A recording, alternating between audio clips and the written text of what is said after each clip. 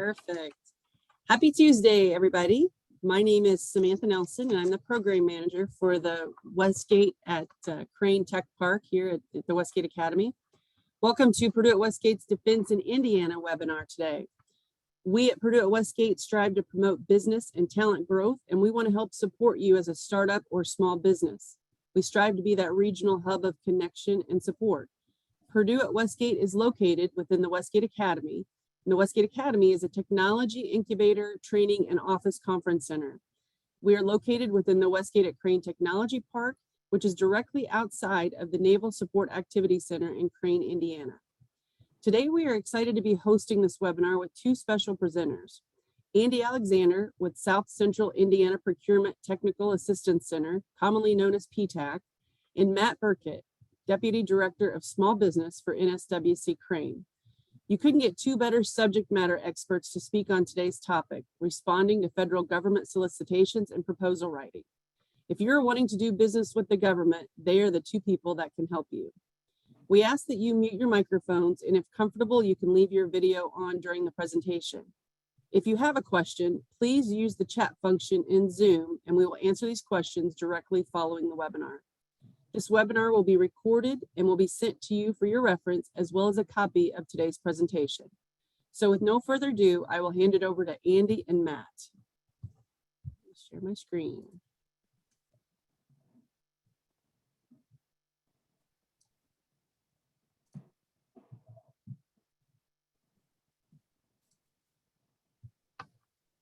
All right, well, good morning, everybody. It looks like we've got about 60 or more businesses throughout the state. And I want to thank Samantha because due to her, we're holding this subject because she brought this up last time I left. And I said, I will be back. And this time, though, I'm tag teaming with Matt, with the government, and with his background and experience, I think we'll be able to deliver a good product today. Next slide, please. This next slide gives an overview of the 5 counselors, my counterparts throughout the state of Indiana, that provide no-cost counseling to Indiana businesses who have a desire to sell their products or services to a town, city, county, state, or federal government, which we'll focus on today mainly. But even if you do respond to a proposal at federal level, they're pretty much the same all the way down to the town. The towns are probably a little bit lighter, not as many requirements. But on the left, there are all the services that we provide, the 5 of us throughout the state, and for the PTAC services. The next slide shows kind of the history of PTAC, and it's throughout the 50 states, out to the Samoa Islands, Puerto Rico, and it's been around about 36 years. I've been affiliated with them since 2006. When I was in business, I used PTAC at Georgia Tech. Very well pleased with them that I had to become a counselor like them as well. So we're also called Procurement Specialist, and you can learn more about us and the things we do at that website. Next slide. So I'll turn this over to Matt at this time. Okay, Andy, thank you. Thanks for the pass off, and thank you to Samantha and her team at Westgate for helping us host this event. So good morning to everyone. Thank you for your attendance today. As mentioned earlier, my name is Matt Burkett. I'm the Deputy for Small Business at NSWC Crane. But with this slide, just want to share a little bit of my background so everyone was familiar, with me and my history. So I'm a 16-year Crane employee. As you can see, I've got 11 years. I spent 11 of those 16 years as a contracting professional, with 6 of those 11 years as a government contracting officer. So started out as a contract specialist, then moved into a contracting officer role.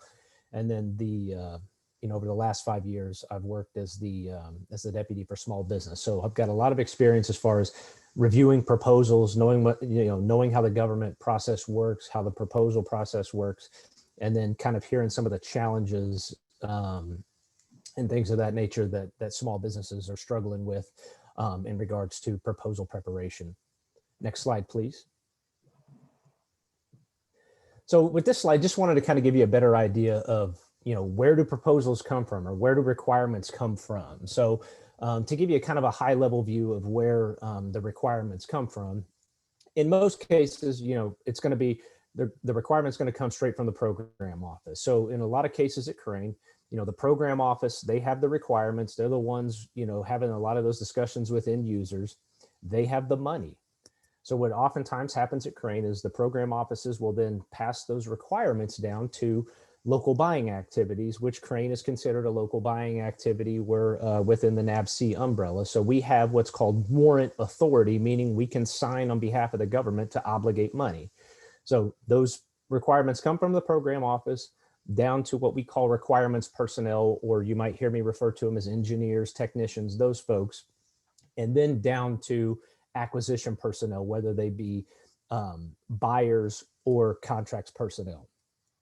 So once that process has kind of taken place, then what will happen next in line would be, sort of an acquisition planning meeting, meaning, an engineer, requirements personnel, contracts personnel or buyer, and in some cases myself will all gather together, figure out what the requirement is. Is it a service-based requirement? Is it a product-based requirement?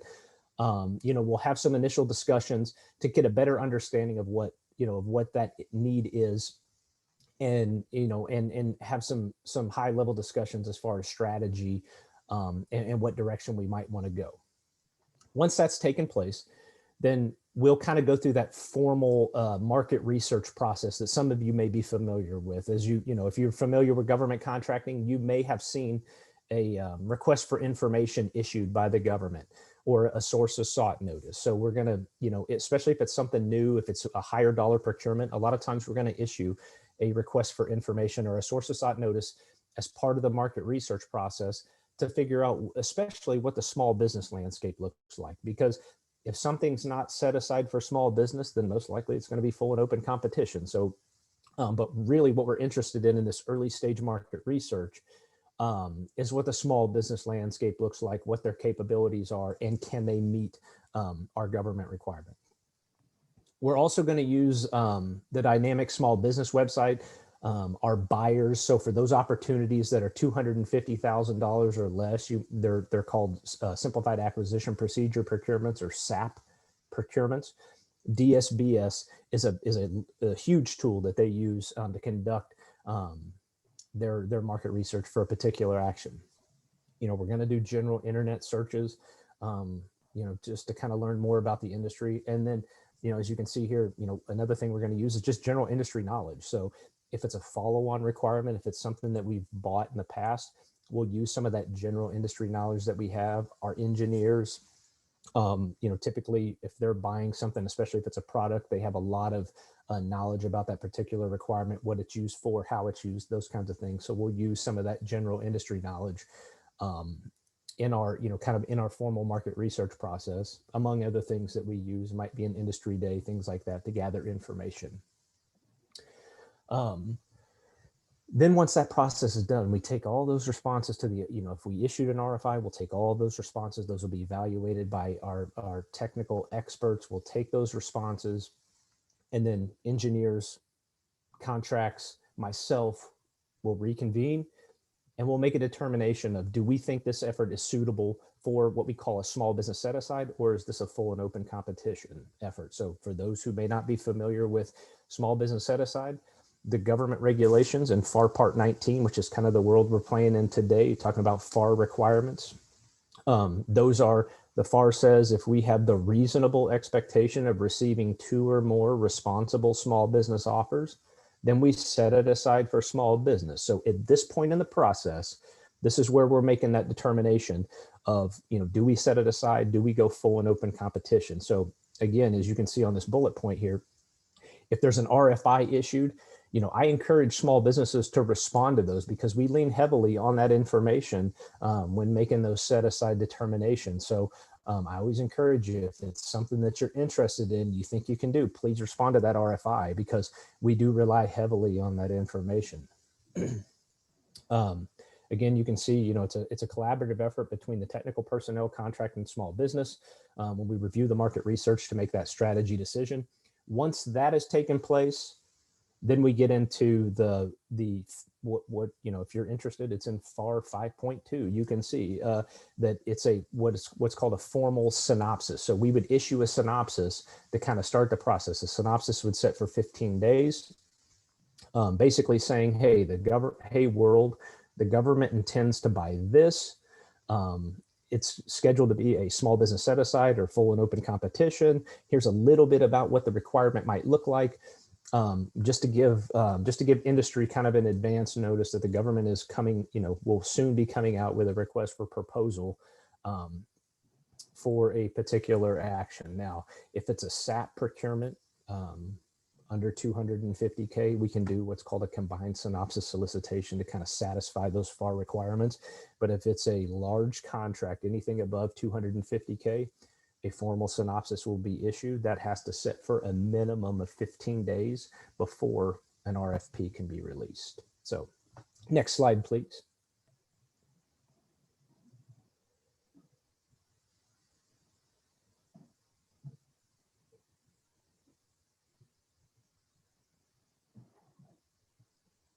Okay, now we've kind of, we've done a little bit of the upfront work just to kind of give you an idea of where the requirements come from and what that process sort of looks like.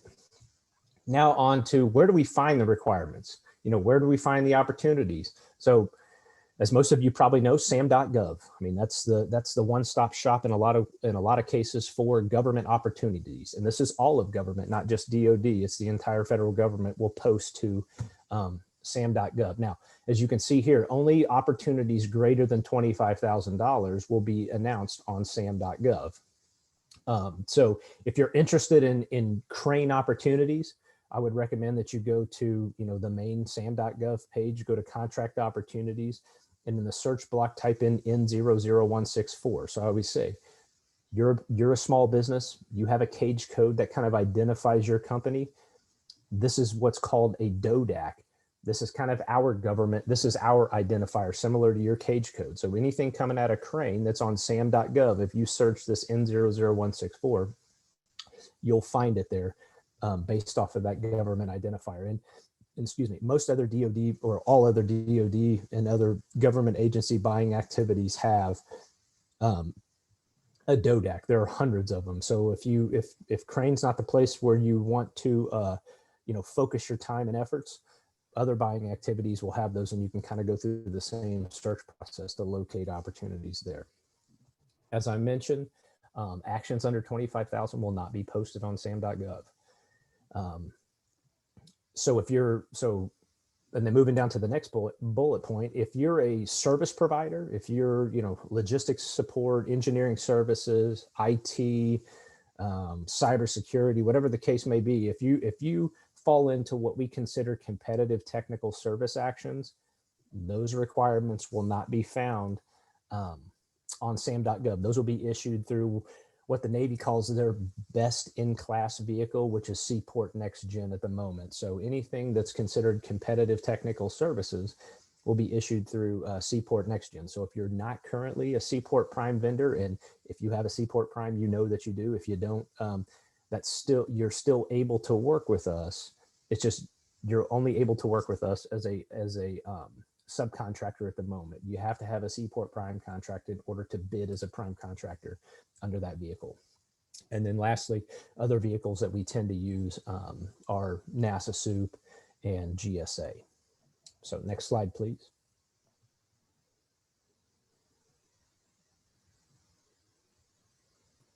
So we talked about, how requirements are developed. We talked about where requirements are posted. Now that you found an opportunity, now what? One main thing is to make sure that when you find an opportunity, let's say specifically it's on sam.gov, you find the opportunity, make sure you download the solicitation, all the associated documents. Because especially in the large contract world, there's going to be the formal solicitation, but there's a lot of other associated documents that you need to review prior to submission of offer, whether that be drawings, anything along the tech data package, CDRLs, contract data requirements lists. That's what the CDRL stands for. All of those kinds of things, because they're going to play into, the proposal process. You've got to factor those things in when submitting your offer. If there are restricted drawings, depending on the type of requirement, there may be restricted drawings, or the tech data package as a whole might be restricted. If that's the case, then you most likely need to register in the Joint Certification Program. And once you do that, so that's the JCP is restricted to North American companies only. So if that's the case, then you'll probably want to register in the JCP. And then once that's done, once your registration's in place, then you should be able to access those drawings and that complete tech data package. Another thing to do is, identify, is the requirement an RFQ or an RFP? Is it a commercial effort, which would be issued on an SF 1449? And you would find that information down on the bottom right of page 1 of the solicitation. So that's what will identify, whether it's a commercial, what we call an SF 1449, or maybe a non-commercial SF 33, which the 33 is what Andy's going to talk to you guys about a little bit later in the presentation. So that's important. The reason I bring that up is because it's important because information will be found in different places throughout the document itself. So if it's a non-commercial SF33, then the government follows what's called the uniform contract process, which is found in the FAR, and it's broken out into sections A, B, C, basically A through M, where if it's a commercial SF 1449, those sections will be numbered. So the information will be there. It will just be located in different places. So I think that's important that we identify, which one of these forms the government's using to kind of help you in the review process. The next thing to do would be to read, and I've got this in all caps. It seems very simple to read the request for quote or the request for proposal, but I stress this because a lot of times, especially businesses who are new to working with the government, they don't read the entire thing. They don't look over the entire solicitation. They just look at, let's say, sections B and section F. So B is where the CLIN structure would be if we're looking at a non-commercial solicitation, and section F is a lot of the delivery information. So they say, well, here's the price and delivery information. Well, a lot of times there's a lot more to that you'll find in sections L and M, and we'll reference a little bit later. That's where the government says, this is what you need to provide with your written response. And then this is how we're going to grade you during that process. So it's very important that you read the entire thing, because we're going to ask for a lot of things in that written proposal oftentimes. And if you don't provide that, then the government can basically just toss your proposal aside and not review it. So you've put in a lot of time, effort, and money to put that proposal together. You want the government to review it, and you want to be considered in the competitive process. So please read through that whole thing and make sure that when you respond, you've covered all your bases and provided everything that the government's looking for. Again, review every drawing and CDRL, contract data requirements list. Please review those, because a lot of times those CDRLs, if there are reporting requirements that the government has, as far as, we need you to, say it's a service effort and you need to track expenses. If we want you to each month provide us a monthly status report, things of that nature, we're going to identify that in the CDRL, and with that CDRL, there's going to be an associated what's called data item description, or DID. That DID will give you in strict detail what needs to be included in that CDRL response. So it's all of those kinds of things that you need to make sure that you look over, you understand.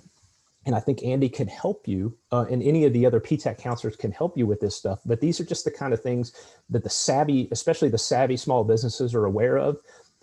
It's that the businesses who are newer to working with us struggle, because I always say a lot of times small business, they know how to do the work. They just don't know how to respond to the requirement. And that's what prevents them from winning some of these government opportunities. And then if you have questions, if you see something in the solicitation that doesn't make sense, you have a question about, I urge you to ask them early in the process. I was talking with a KO the other day, and I said, hey, do you have any tips or anything like that you would recommend for these small businesses? And this was one of the big ones, because I think small businesses a lot of times are afraid. They're afraid to ask questions. They're afraid they're going to be penalized if they ask questions throughout the process. Please do, but I recommend that you ask them early. Don't, with 3 days to go until the requirements due, don't start asking a bunch of questions then. Ask them early in the process so we can get you answers, so you can incorporate that information into your proposal. So again, I want to stress, you will not be penalized for asking those questions. I mean, that's what it's for, because there are errors in our solicitations. So you guys are the industry experts. We're looking for feedback from you. So please take that into consideration. Next slide. Kind of going through this quickly here. One thing I recommend is pull the thing up in a PDF and search through all the shall and must statements in the RFP, because if the government says the contractor shall, that probably means that's something you're going to need to submit back to us in your written response. So just kind of go through those shall and must statements and just make sure that you're anything that's required to be submitted at the time of written proposal submission, that you do that. If there's a statement of work involved with the requirement, that statement of work is going to be found in section C. If you're a product based, you kind of a build to print drawings. If that's the kind of world that you're living in, oftentimes there won't be a statement of work. It will just be drawings that are identified in each cedral. And you'll just, put your pricing in section B and fill out the delivery information in F. There won't be a formal statement of work included in there.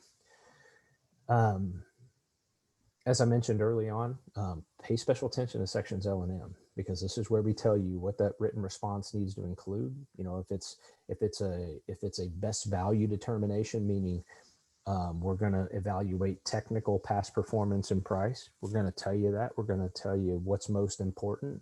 Oftentimes in a best value determination, technical is going to be most important, followed by past performance and then price. And then in section M, we're basically going to tell you how we're going to grade you, those kinds of things. So please pay special attention to those areas, because that's where a lot of the sort of meat and potatoes are found in some of these, larger dollar solicitations. If solicitation amendments are issued, now this is kind of an easy one that's looked over a lot, and this has been a trap for some small businesses. If there's amendments that the government issues, please print those, or if it's an emailed proposal, review those, sign those, date those, submit those back with your offer, because you need to acknowledge every amendment that's been issued, because if you don't, that's another reason we can just kind of toss you from the competitive process. You don't want that to happen over something as simple as acknowledging amendments that the government's issued.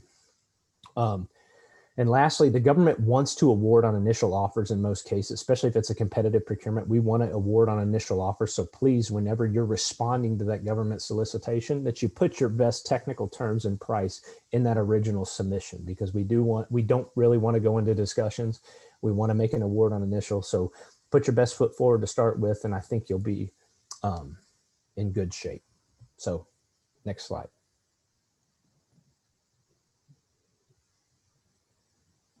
All right. Well, Matt, that was excellent. As a counselor, I feel good that the information I'm sharing with businesses in South Central Indiana, you've verified all of it. I stick to those rules. When I do come out to the business, I ensure that they understand those things. So it's great for our audience today to hear this coming from a federal government representative. And I know that I'm in line in being compliant. Today's example, this SF33, and it was emailed out to everybody. Now, whether you read the whole thing, if you look at the top right, it's 153 pages. I remember in college, I got this exam one time, had 40 questions, and the instructor said, read the exam first. So I read through the whole exam, and question number 40 was only answer question 40. Well, I answered it, got up, turned it in where everybody else was still sitting in the room. And I walked out. I got an A. Because he was looking at, do you have attention to detail? If this is, do you pay attention? Do you read through it first without taking action? Well, this is something very important, whether it's in this format in SF33 for a non-commercial type item or whatever.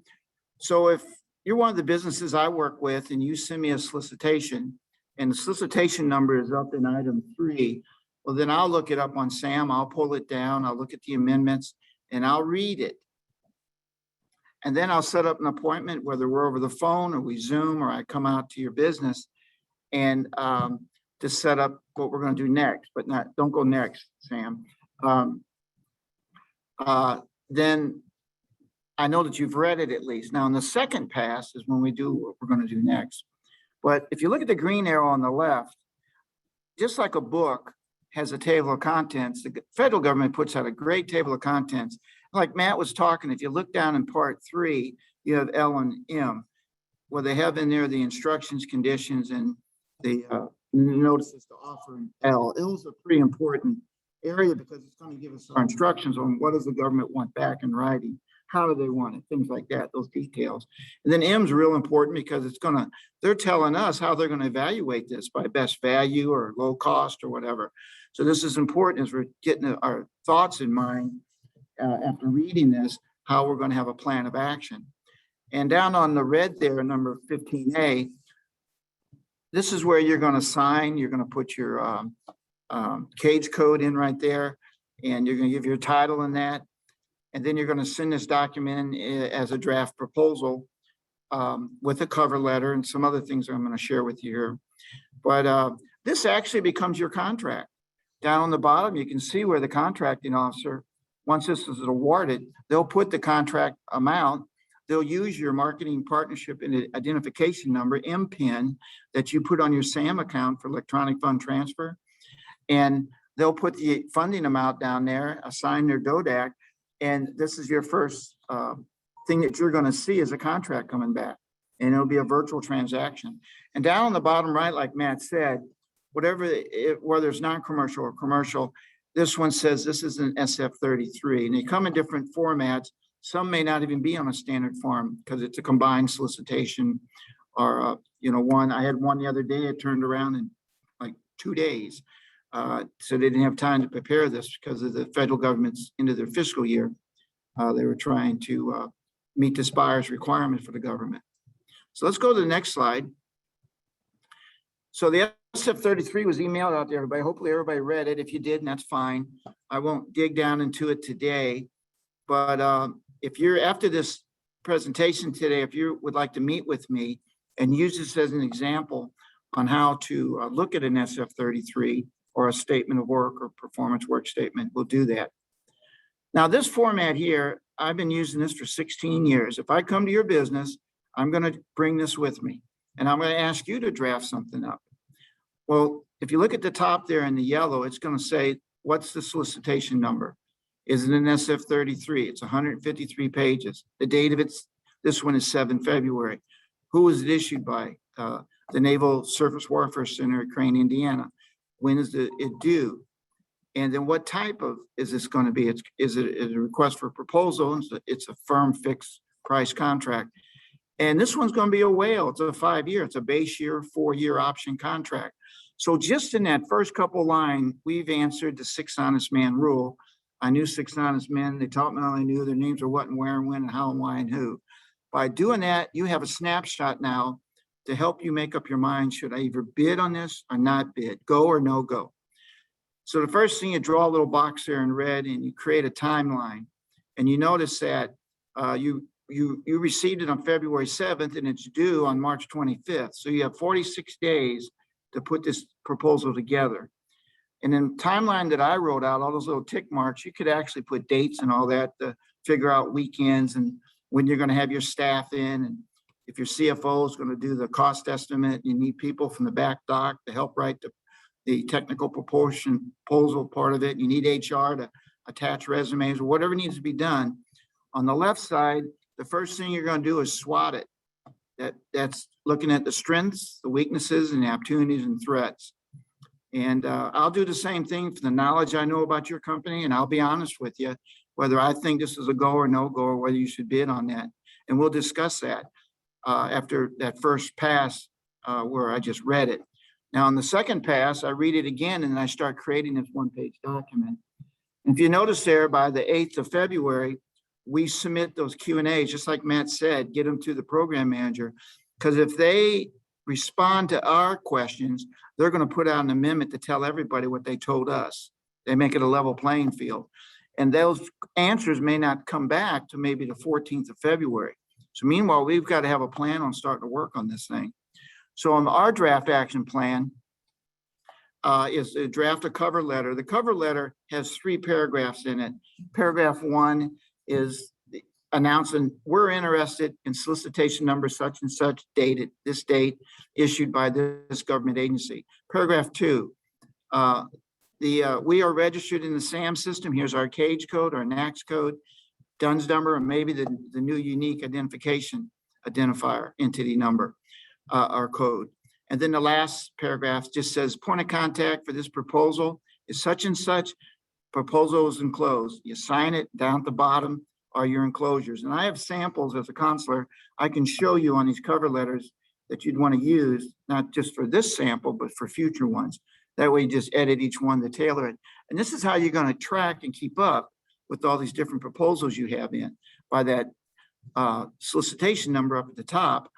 Because in 1 month, you could have as many as 4 or 5 proposals out there. Now, the contracting office, when they get your cover letter, this helps them because a contracting officer, a specialist, an assistant have multiple proposals they're receiving.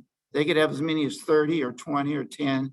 But man, when they get one with a cover letter in or a nice binders and it's well organized, that gives them an idea when they shift it over to the buyer. This is a well-organized company, and if they're doing work like this on their proposal, you can only imagine what they're going to do if they actually win this contract because they followed our instructions. We know exactly who they are and what they want. Well, back to the timeline there, I show that doing each one of the volumes that they're going to request us to put together, and I got drafts. And then right before the 2nd of March, I put consolidate your draft proposal and then call me up and I'll come to your business and I'll sit down with you and I'll go over your draft proposal. Now, I'm prohibited from writing your proposal, but I can look at it in 2 times. One is at that draft review there, and then right before you submit it again. And I can even advise you on your cost proposal and putting together your G&A rates, your other direct costs. I can look at your cost sheets, how you costed things out in your CLIN numbers, or you may decide we don't want Andy into that business. We're not going to show him that portion of the proposal, and that's fine with me. But a lot of times, what's in your numbers is what's going to help win your proposal, because that final fully burdened rate is what you're going to put in those CLIN numbers on page 2 in this example of an SF33. And then I show in there, edit the final proposal. And then on the right, I've got submit prior to the due date. Don't submit it on the day it's due, because you submit it before, you can communicate with the contracting officer or specialist or assistant, say, hey, did you get it? Number 2, does everything look good there? Are the volumes there? Do you understand it? Do you think I'm missing anything? And you're establishing rapport with them. And a lot of times they'll surprise you. They'll come back and say, well, you don't have your amendments. So you got time to get your amendments into them. And then the proposal, of course, is due to 25th. And now it's just time to give them to evaluate it. Now on the outline, we probably learned this back in the 5th grade when we read a book. We did case studies, a book report. Well, the outline, all it does is it outlines that, hey, we're going to have a cover letter for this with our logo and the 3 paragraphs I mentioned. And we've got to complete this SF33 and sign it and fill out the CLIN pages on our prices with our fully burdened rate. And they're wanting 3 volumes. Volume 1 is a technical management volume. Number 2 is our past performance and instructions they have in that SF33. And then there's volume 3, which is the contract documentation. And they're going to give requirements within section L that's going to lay out what exactly goes into that. For the purpose of this webinar, we're not going to do that today. But if you want to meet with me and go over this one and see what those detailed requirements are, or one that you have found, I'll be more than happy. I just love writing a proposal because that means you're going to submit it and hopefully you're going to win it. And we bringing money and jobs into Indiana. Now down the bottom, I made a little note there. The government, to show how they get in detail sometimes, they want the formatting on this proposal on 8.5 by 11 paper, single spaced, 12 point times New Roman font. I've had proposals rejected because people didn't do that. They made it Arial font. My lights just went out, but I guess you can still see me. Okay, let's go to the next slide. So what I want to emphasize here in today's workshop is that our match recommendations, knowing what they're from the starting number from the buyer through the contracting office or the KO, what their advice is. And Matt's given us great advice today on reading, preparing, and drafting that government proposal. On the advice I give, always read it prepare a timeline and outline. I would say a timeline and outline, if you read it the second time, takes about 30 minutes. I've gotten pretty good at them, looking at it, and I'm just another set of eyes that you can work with. I would say use the Indiana PTAC Procurement Specialist for this process and as a third set of eyes or a part of your review team. And then number 3, continue to use sam.gov website to seek these solicitations. I think Matt's given us a great stomp on the floor like a college professor with NOO 164 on DODAC if you're targeting just Crane. But that leaves you 239 military installations around the world that you can also get those DODACs. And you want to know what those are, just get with one of us here at the PTAC, and we'll be more than happy to work with you on that. And then also we provide a bid match out of our Indiana PTAC. It's a no cost. There are multiple companies around the country that'll charge you fees to find bid opportunities. Now, where do you think they're getting those bid opportunities? Are they downloading them from sam.gov? More than likely, because that's how they get your information when they send it to you. These are viable, legitimate companies that we work with that'll charge you a fee, but I'd rather go to the faucet than fool with the hose where it's been filtered through with a middleman. When you can get it from sam.gov straight, or you can come to us, we will look at the information you have on SAM, your dynamic small business search, your capability statement on your website. We'll build a search criteria on our bid match. We'll submit bid leads to you every night from the different type of governments, and are those that you pick, the territory, worldwide, or just in the state of Indiana, and try and tailor that to you. And then we can edit that after 30 days to take a look at, do we need to add more NACS codes or more product service codes or territory or keywords or things like that. It's a very valuable, no cost lead generator for us. So on the next slide, Sam. This is Matt's information here. And before we move into Q&As, and then you got me on the bottom, you can email us after this. The purpose of this webinar is to give a kind of a quick and dirty 45-minute overview of how to do this. You know what my role is your counselor out here, and Matt's role with the federal government. So it's this time, Sam, I'll turn it back to you, unless Matt has anything he wants to add.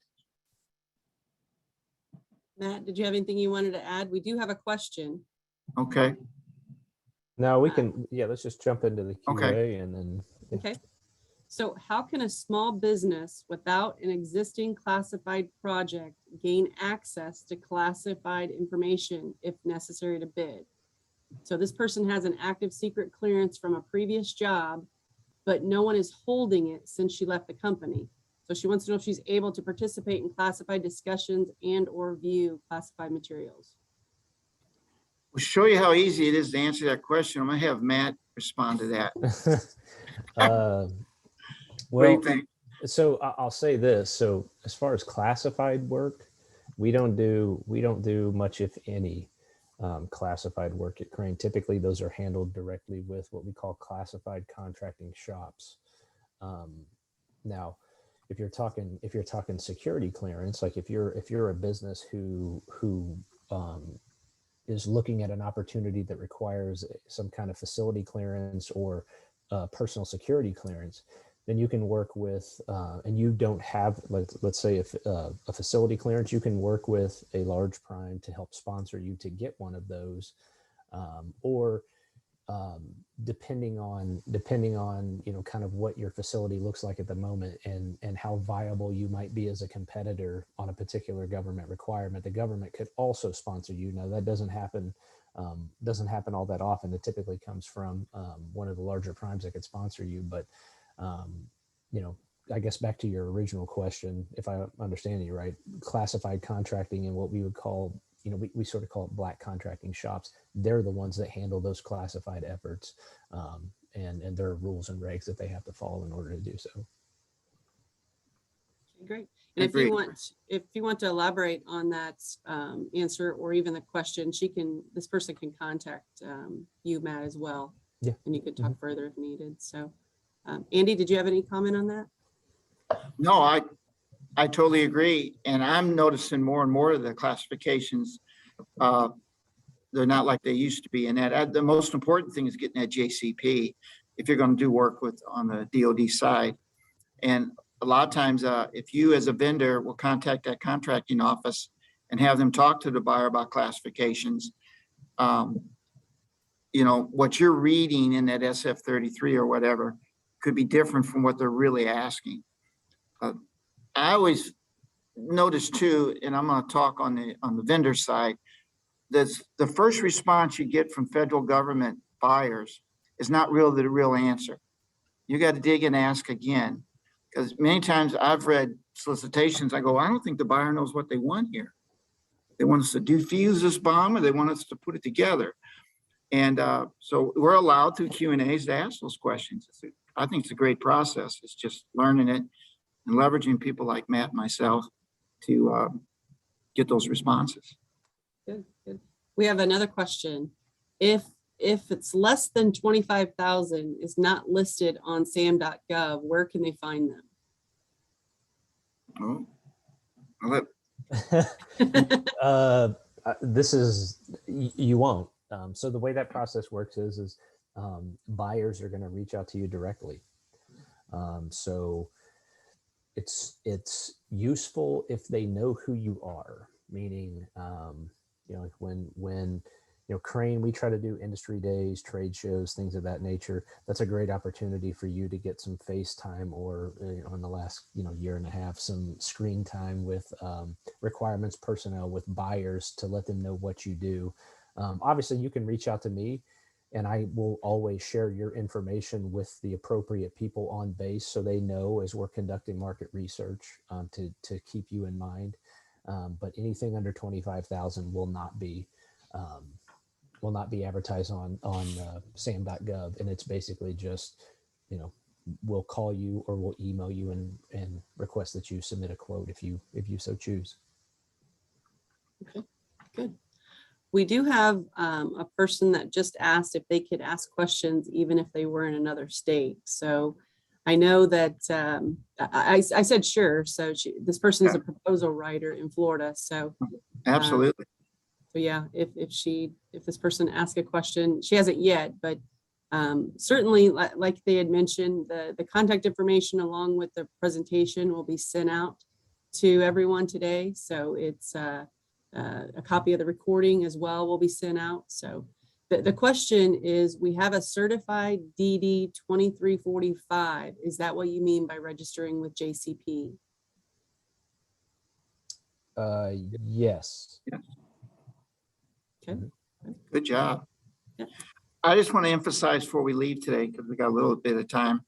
In phase 1 of the government procurement action plan, my counterparts and I work with a company, is number one, if you're going to work with the federal government, get registered on SAM and get a case code. Be a business entity. Number two, make sure what you're advertising on the dynamic small business search reflects what you have on SAM, and that you don't have blank spaces under keywords or past performance or your capabilities, that it's full. So when the market, the teaming partners, the larger SBLO, small business liaison officers, the contracting people with the government look at your virtual dynamic small business search, it makes sense and it reflects who you are. Yep. Number three, your capability statement, one page, should say the same thing that your dynamic small business search and your SAM says. They should be consistent, and it should be colorful and exciting and a wow factor to it. If you go to events and hand it out, or someone opens up your web page and they click on an icon called government, and there's your capability station sitting out. Well, those are the four important things that on under 25,000 specified acquisition threshold, is that when they go out there and they start looking, and this is all consistent, looks good and makes sense. I bet 10 to 15% of my time is contracting officers calling me. Right now it's Camp Atterbury with immigrants and everything, calling me. They don't have time to be doing contracts. And they'll say, Andy, I'm looking for this or that. Guess where I go? Dynamic Small Business Search. I pull up my capability statements. I go to SAM, and I always find what I need and I refer it back. And then I join them up like Match.com, and it's happy days. They're using a micro purchase or whatever, however they do a purchase order or whatever. So that's great news. Okay, Sam? So it looks like there's for the engineering services opportunities as a subcontractor on the NAVC Seaport. The actual link to see the subcontractor points of contact isn't working. They just want to know, can you explain how to learn more about these opportunities? Yeah. So the best thing to do is just to try to connect with some of the large prime contractors that are going to propose. I mean, there's typically, the SBA has what's called subnet, and that's a place where they post subcontracting opportunity, or where subcontracting opportunities are posted. I don't think it's all that widely used. Every time I search, there doesn't appear to be much on there, especially in Seaport. It's useful if you can get direct with those prime contractors. Now, we can make the list available of all of the prime contractors on Seaport NextGen. There is no point of contact information. It's just the list, and then you can kind of filter from there. I know it's not extremely helpful, but if you call me, I can if you tell me what you're interested in, I can point you to the right people or the right businesses to reach out to, and start that, so you can start that dialogue with them about subbing. Good. Great questions. Great questions. Yeah. I want to thank Andy and Matt for presenting today. I think it was a very informational presentation. And again, you'll be getting a copy of the presentation and the recording via email this afternoon, probably. So we also want to thank Davies County Economic Development Corporation. They actually sponsored this webinar today. So we want to thank them for help supporting us here at Westgate. As always, we also want you to head to westgateacademy.com. It's actually westgate-academy.com to go and look at our future webinars, our future events, and even our past webinars and past events. You can see some information on there. We have a pretty big one coming up on October 26th. We have Cybersecurity Demo Day here at Westgate. So for those of you that have not attended any in-person event here at Westgate, we encourage you to come. We have a very large conference room. We have a lot of training rooms, conference center, meeting rooms. So we'd love to have you come visit and talk to us about how we can help you. So again, thank you, Andy and Matt. We appreciate you being on this, taking the time.